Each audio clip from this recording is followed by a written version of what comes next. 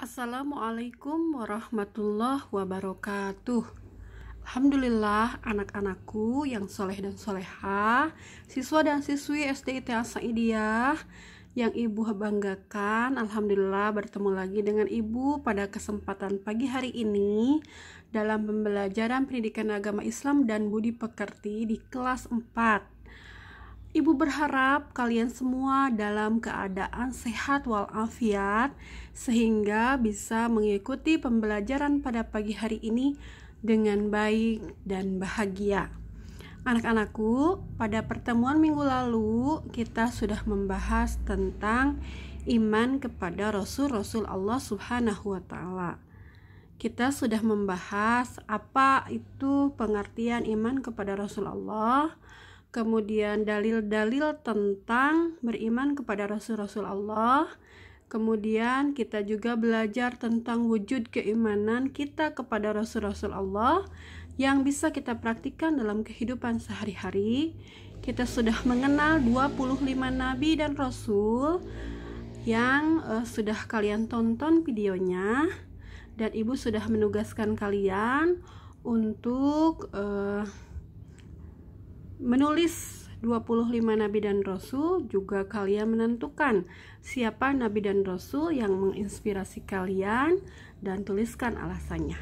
Baik, kita akan lanjutkan pembelajaran kita hari ini dengan sifat-sifat wajib bagi Rasul Allah. Ada sifat wajib bagi Rasul, ada sifat mustahil bagi Rasul. Sifat wajib bagi Rasul adalah sifat yang wajib ada dalam diri Nabi atau Rasul. Sedangkan sifat mustahil adalah sifat yang tidak boleh ada dalam diri Nabi atau Rasul. Baik, kita akan bahas satu persatu apa saja yang termasuk sifat wajib bagi Rasul. Ada 4 sifat yang wajib ada dalam diri Rasulullah. Yang pertama adalah sidik. Sidik itu artinya adalah jujur dan benar. Seorang Rasul Allah harus memiliki sifat sidik, jujur dan benar, baik dalam perkataan maupun perbuatan. Yang kedua adalah amanah. Amanah artinya dapat dipercaya. Seorang Rasul Allah adalah sosok yang dapat dipercaya oleh umatnya. Nah, yang ketiga adalah tabligh. Tabligh artinya adalah menyampaikan ajaran dan wahyu Allah Subhanahu wa Ta'ala. Seperti kita tahu bahwa Nabi dan Rasul itu adalah manusia yang diberikan wahyu oleh Allah Subhanahu wa Ta'ala. Perbedaannya adalah kalau Nabi diberikan wahyu oleh Allah Subhanahu wa Ta'ala untuk dirinya sendiri, dan Nabi tidak punya kewajiban untuk menyampaikan kepada umatnya.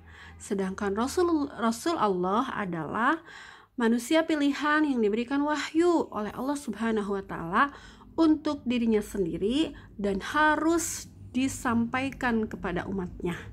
Jadi salah satu tugas Nabi, tugas Rasul adalah tabligh, menyampaikan apa yang sudah diwahyukan kepadanya kepada umatnya.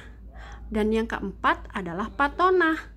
Patonah artinya cerdas. Seorang Rasul Allah itu harus punya sifat cerdas, ya. Nah, selain sifat wajib, tadi ada sifat mustahil. Apa sifat mustahil bagi Allah? Ada 4, yaitu kebalikan dari sifat-sifat wajib yang harus ada dalam diri Nabi dan Rasul. Nah, apa saja sifat-sifat mustahil bagi Rasul? Yang pertama adalah kizib. Kizib itu bohong, dusta, berarti kebalikan dari sifat wajib sidik. Rasul Allah harus berkata jujur dan benar, dan mustahil berkata bohong dan dusta. Kemudian yang kedua, sifat mustahil bagi Rasul adalah khianat. Khianat kebalikan dari amanah. Kalau amanah dapat dipercaya, maka khianat artinya tidak dapat dipercaya. Ya, jadi mustahil seorang Rasul Allah tidak dapat dipercaya. Yang ketiga adalah kitman. Kitman kebalikan dari tabligh. Kalau tabligh menyampaikan wahyu, ajaran dari Allah, sedangkan kitman artinya menyembunyikan. Jadi seorang Rasul Allah mustahil punya sifat menyembunyikan. Dan yang terakhir adalah baladah. Baladah itu kebalikan dari fatonah. Kalau fatonah cerdas, maka baladah artinya bodoh. Mustahil, tidak mungkin seorang Rasul Allah memiliki sifat bodoh. Ya, itu anak-anakku sifat-sifat wajib bagi Rasul dan sifat-sifat mustahil bagi Rasul. Silahkan dihafalkan di rumah 4 sifat wajib bagi Rasul dan 4 sifat mustahil bagi Rasul beserta artinya. Ya, kita akan lanjutkan. Materi selanjutnya adalah tentang Rasul Ulul Azmi. Kalian tentu pernah mendengar apa itu Rasul Ulul Azmi. Ya, pasti semua sudah tahu. Rasul Ulul Azmi adalah Rasul Allah yang memiliki keteguhan dan tekad yang kuat dalam menghadapi setiap ujian dan cobaan ketika menjalankan tugas kenabian, tugas kerasulan, menyampaikan risalah dari Allah Subhanahu wa Ta'ala kepada umatnya. Nah, tidak semua Rasul dan Nabi itu masuk ke dalam kriteria Ulul Azmi. Hanya ada 5 Nabi dan Rasul yang masuk ke dalam kriteria Ulul Azmi, yaitu 1 Nabi Nuh alaihissalam, 2 Nabi Ibrahim alaihissalam, 3 Nabi Musa alaihissalam, 4 Nabi Isa alaihissalam, dan yang kelima adalah junjungan kita Nabi Muhammad Sallallahu Alaihi Wasallam. Kita akan coba bahas secara singkat satu persatu Rasul Allah yang termasuk Rasul Ulul Azmi. Yang pertama adalah Nabi Nuh alaihissalam. Seperti kita tahu, Nabi Nuh ini memiliki riwayat dakwah menyampaikan risalah Allah yang sangat lama, yang sangat panjang periodenya. Ya, Nabi Nuh alaihissalam adalah nabi keempat sesudah Nabi Adam, Nabi Sis, dan Nabi Idris. Ya, jadi Nabi Nuh ini adalah nabi keempat. Nah, Nabi Nuh menerima wahyu dari Allah ketika tidak lama hadir Rasul untuk mengingatkan kaumnya. Jadi orang-orang ketika itu sudah melupakan ajaran yang dibawa oleh nabi-nabi sebelumnya, yaitu Nabi Adam, Sis, dan Idris. Semua nabi dan rasul itu membawa agama tauhid, mengingatkan untuk selalu menyembah Allah Subhanahu wa Ta'ala.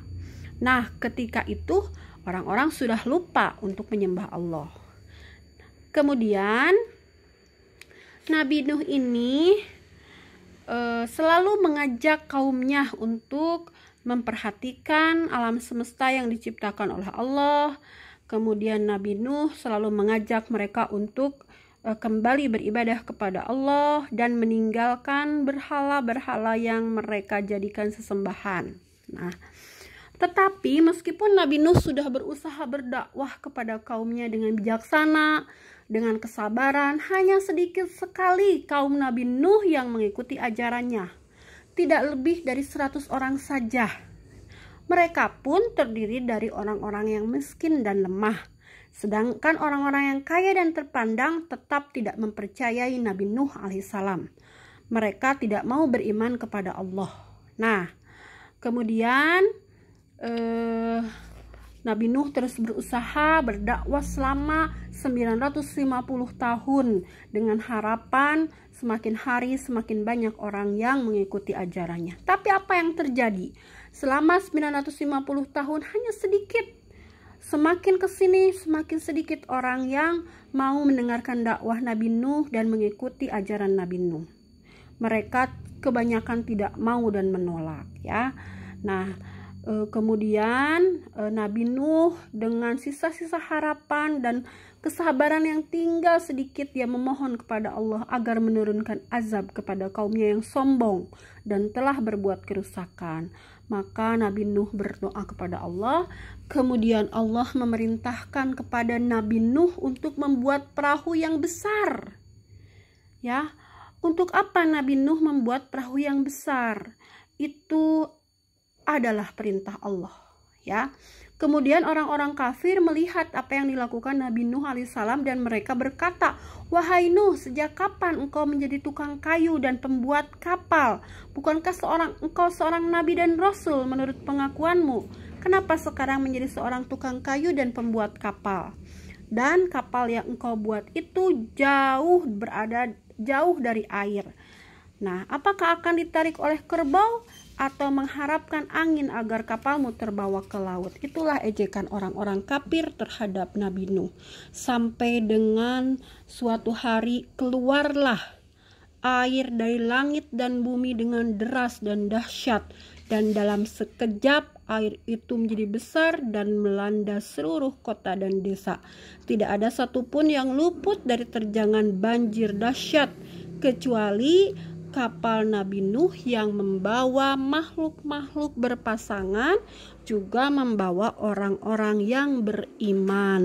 Nah, ini memberikan gambaran kepada kita bahwa Nabi Nuh itu perjuangannya sangat panjang. Beliau sabar terus menyebarkan agama Allah sampai dengan kemudian Allah menurunkan azabnya dengan menurunkan banjir yang besar.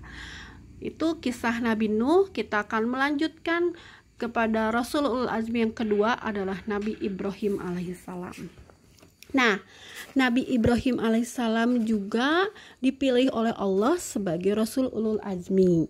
Nabi Ibrahim itu adalah putra seorang laki-laki yang bernama Azar. Jadi beliau dilahirkan di kerajaan Babylon, yaitu kerajaan yang dipimpin oleh seorang raja yang bernama Namrud. Nah, kerajaan Babylon ini adalah kerajaan yang makmur. Rakyatnya hidupnya senang dan bahagia, tetapi mereka tidak mengenal Tuhan yang telah mengkaruniakan mereka berbagai kenikmatan.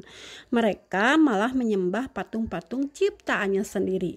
Nah, termasuk ayah Nabi Ibrahim ini adalah salah seorang pembuat berhala yang kemudian didagangkan dan dibeli oleh umat-umat ketika itu. Nah, Raja Namrud ini adalah seorang raja yang memerintah dengan kesewenang-wenangan. Dia memerintah dengan diktator.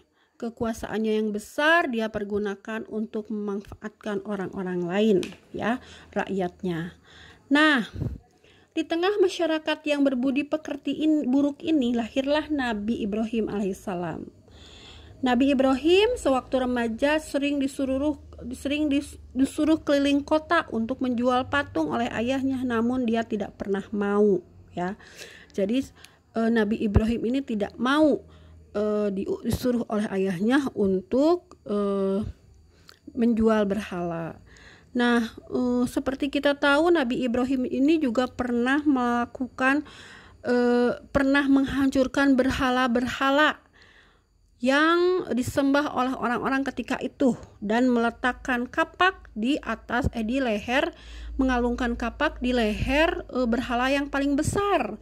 Dan ketika ditanya, Nabi Ibrahim kemudian mengatakan bahwa silahkan tanyakan kepada berhala yang paling besar. Mungkin dia tahu siapa yang sudah menghancurkan berhala-berhala kecil ini, dan orang-orang pun merasa dilecehkan karena memang berhala tidak bisa mengatakan apa-apa, ya.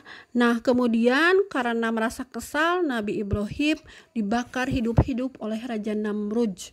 Tapi Allah menyelamatkan Nabi Ibrahim dan tidak terbakar sedikit pun. Itu termasuk mukjizatnya Nabi Ibrahim alaihissalam.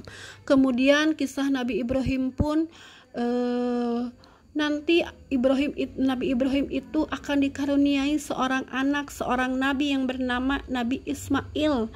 Juga akan dikaruniai seorang anak yang bernama Nabi Yakub.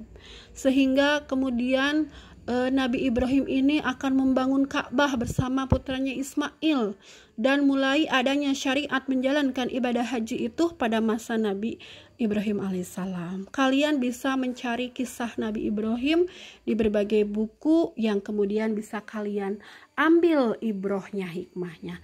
Yang ketiga adalah Nabi Musa alaihissalam. Nah, Nabi Musa alaihissalam juga diutus kepada orang-orang Bani Israel, ya. Nabi Musa juga punya catatan dakwah yang panjang, ya. Beliau hidup pada masa Raja Fir'aun yang kejam dan dolim, yang membunuh anak laki-laki karena takut kekuasaannya diambil. Kemudian ketika dilahirkan, Nabi Musa dihanyutkan di sungai Nil oleh ibunya, dan ternyata atas takdir Allah Nabi Musa justru diambil oleh istri Fir'aun yang solehah yang bernama Asiyah dan dirawat di dalam istana Fir'aun sampai kemudian ketika besar Nabi Musa ini merelai orang yang berkelahi dan menampar orang Bani Israel sehingga dia meninggal karena Nabi Musa ini terkenal kekuatannya. Kemudian Nabi Musa melarikan diri dan Nabi Musa kemudian diberikan wahyu oleh Allah di Bukit Sinai. Allah memberikan wahyu kepada Nabi Musa dengan berfirman langsung, ya. Kemudian setelah diberikan wahyu oleh Allah, Nabi Musa menyampaikan dakwah kepada umat Bani Israel, ya, menyuruh mereka hanya menyembah Allah Subhanahu wa taala.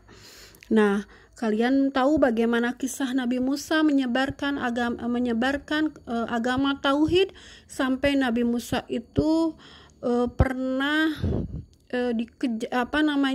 akan dibunuh oleh Fir'aun. Nabi Musa pernah mengalahkan penyihir-penyihir Fir'aun dengan tongkat yang bisa berubah menjadi ular dan memakan ular-ular kecil. Kemudian ketika Nabi Musa dikejar oleh pasukan Fir'aun, Nabi Musa bisa membelah Laut Merah sehingga terbelah dan Nabi Musa bisa menyeberang. Kemudian setelah Nabi Musa menyeberang, Nabi Musa mengetukkan kembali tongkatnya dan laut pun kembali bersatu dan hanyutlah Fir'aun beserta umatnya yang sombong, ya. Itu kisah Nabi Musa.